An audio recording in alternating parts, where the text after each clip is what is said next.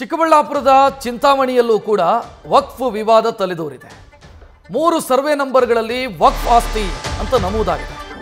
ಚಿಂತಾಮಣಿ ನಗರ ವ್ಯಾಪ್ತಿಯ ತಿಮ್ಮಸಂದ್ರದಲ್ಲಿ ಈ ವಿಚಾರ ಗೊತ್ತಾಗ್ತಾ ಇದ್ದಂತೆ ರೈತರು ಆಕ್ರೋಶ ವ್ಯಕ್ತಪಡಿಸಿದ್ದಾರೆ. ಜಾಮಿಯಾ ಮಸೀದಿ ಸದಸ್ಯರ ವಿರುದ್ಧ ರೈತರು ಕಿಡಿಕಾರಿದ್ದಾರೆ.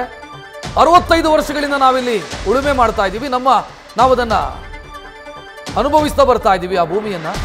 ಆದರೆ ಈಗ ಏಕಾಏಕಿ ವಕ್ಫ್ ಹೆಸರು ಬಂದಿದೆ.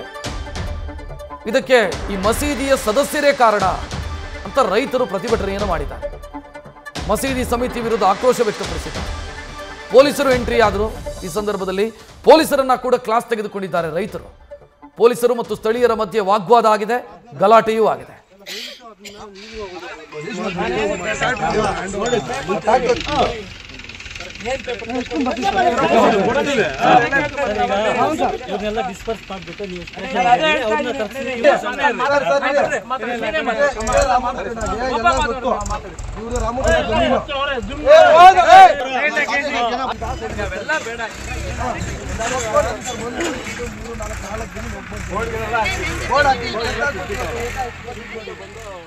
ಈ ಬಗ್ಗೆ ಹೆಚ್ಚಿನ ಡೀಟೇಲ್ ನೀಡೋದಕ್ಕೆ ನಮ್ಮ ಪ್ರತಿನಿಧಿ ಸುರೇಶ್ ಫೋನ್ ಸಂಪರ್ಕದಲ್ಲಿ. ಸುರೇಶ್, ಈಗ 65 ವರ್ಷದಿಂದ ಅವರ ವಶದಲ್ಲಿದ್ದಂಥ ಜಮೀನು ಏಕಾಏಕಿ ವಕ್ಫ್ ಆಸ್ತಿ ಅಂತ ನಮೂದಾಗತ್ತೆ ಅಂತಂದ್ರೆ ಏನರ್ಥ? ಹೇಗಾಯ್ತು ಈ ಕರಾಮತ್ತು, ಹೇಗಾಯ್ತು ಈ ಬದಲಾವಣೆ? ಖಂಡಿತ ರಕ್ಷತ್, ಏನಂತಂದ್ರೆ ವಕ್ಫ್ ಆಸ್ತಿ ವಿವಾದ ಏನು ಶುರು ಕಿಡಿ ಹಚ್ಕೊಂಡಿರೋದು ಇಡೀ ರಾಜ್ಯಕ್ಕೆ ವ್ಯಾಪಿಸಿದೆ ಅಂತ ಹೇಳ್ಬೋದು. ಅದರಲ್ಲೂ ವಿಶೇಷವಾಗಿ ಚಿಕ್ಕಬಳ್ಳಾಪುರ ಜಿಲ್ಲೆಯಲ್ಲಿ ಈಗಾಗಲೇ ಮೂರು ಭಾಗದಲ್ಲಿ ವಕ್ಫ್ ಆಸ್ತಿಗಳ ಬಗ್ಗೆ ಮಾಹಿತಿ ಬಯಲಿಗೆ ಬಂದಿರತಕ್ಕಂಥ. ಅದರಲ್ಲಿ ಚಿಂತಾಮಣಿ ತಾಲೂಕಿನ ತಿಮ್ಮಸಂದ್ರ ಗ್ರಾಮ ಸರ್ವೆ ನಂಬರ್ 13 ಸಬ್ 1, 13 ಸಬ್ 2 ಮತ್ತು ಸರ್ವೆ ನಂಬರ್ 20ರಲ್ಲಿ ವಕ್ಫ್ ಆಸ್ತಿ ಅಂತ ಬರ್ತಾ ಇರ್ತಕ್ಕಂಥದ್ದು.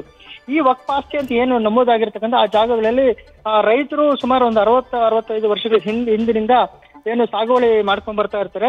ಆದ್ರೆ ಈಗ ಏಕಾಏಕಿ ವಕ್ಫ್ ಆಸ್ತಿ ಅಂತ ನಮೂದಾಗಿರೋದಕ್ಕೆ ರೈತರು ಈಗಾಗಲೇ ಆಕ್ರೋಶಗೊಂಡಿರ್ತಕ್ಕಂಥದ್ದು ಮತ್ತು ಆತಂಕ ಕೂಡ ಆಗಿರ್ತಕ್ಕಂಥದ್ದು.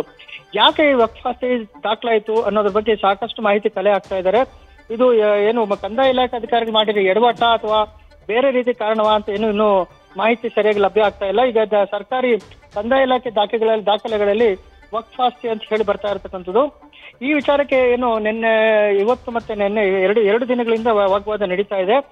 ಈ ಬಗ್ಗೆ ಏನು ಜಾಮಿಯಾ ಮಸೀದಿ ಚಿಂತಾಮಣಿ ಇರತಕ್ಕಂಥ ಜಾಮಿಯಾ ಮಸೀದಿ ಸದಸ್ಯರು ಹಾಗೂ ಸ್ಥಳೀಯ ರೈತರ ನಡುವೆ ವಾಗ್ವಾದ ಕೂಡ ನಡೀತಕ್ಕಂಥದ್ದು. ಈ ಸಂದರ್ಭದಲ್ಲಿ ಚಿಂತಾಮಣಿ ನಗರ ಠಾಣೆ ಪೊಲೀಸರು ಕೂಡ ಈಗ ಸ್ಥಳಕ್ಕೆ ಭೇಟಿ ನೀಡಿ ಒಂದು ಸಂಧಾನ ಪ್ರಯತ್ನ ಮಾಡ್ತಾರೆ. ಆ ಸಂದರ್ಭದಲ್ಲಿ ರೈತರು ಪೊಲೀಸರ ನಡುವೆ ಕೂಡ ಒಂದು ವಾಗ್ವಾದ ನಡೆದು ಸ್ವಲ್ಪ ದೊಡ್ಡ ಮಟ್ಟದ ಗಲಾಟೆ ಕೂಡ ಆಗಿರ್ತಕ್ಕಂಥದ್ದು. ಈ ಸಂದರ್ಭದಲ್ಲಿ ರೈತರು ಆಗ್ರಹಿಸ್ತಾ ಇರ್ತಕ್ಕಂಥದ್ದು ವಕ್ಫ್ ಆಸ್ತಿ ಯಾಕೆ ನಮೂದಾಯಿತು, ಇದರ ಹಿನ್ನೆಲೆ ಯಾಕೆ ಬಂತು ಅಂತ ಹೇಳ್ಬಿಟ್ಟು ಈಗಾಗಲೇ ಪ್ರಶ್ನೆ ಮಾಡಿರ್ತಕ್ಕಂಥದ್ದು. ತಕ್ಷಣ ಈ ವಕ್ಫ್ ಆಸ್ತಿಯನ್ನು ಏನ್ ನಮೂದಾಗಿರ್ತಕ್ಕಂಥ ತೆಗಿಬೇಕು ಅಂತ ಕೂಡ ಈಗಾಗಲೇ ಆಗ್ರಹಿಸಿರ್ತಕ್ಕಂಥ. ಈ ಬಗ್ಗೆ ಕೂಡ ಕೋರ್ಟ್ ಅಲ್ಲಿ ಕೂಡ ಹೋಗಿ ಬಂದಿದೆ ಅಂತ ಹೇಳಿ ಮಾಹಿತಿ ಲಭ್ಯ ಆಗಿರ್ತಕ್ಕಂಥದ್ದು. ರಕ್ಷತ್, ಥ್ಯಾಂಕ್ ಯು ಸುರೇಶ್ ಮಾಹಿತಿಗೆ. ನ್ಯೂಸ್ ಫಸ್ಟ್ ನಿರ್ಭೀತಿಯಿಂದ ನಿಮ್ಮ ಪರವಾಗಿ.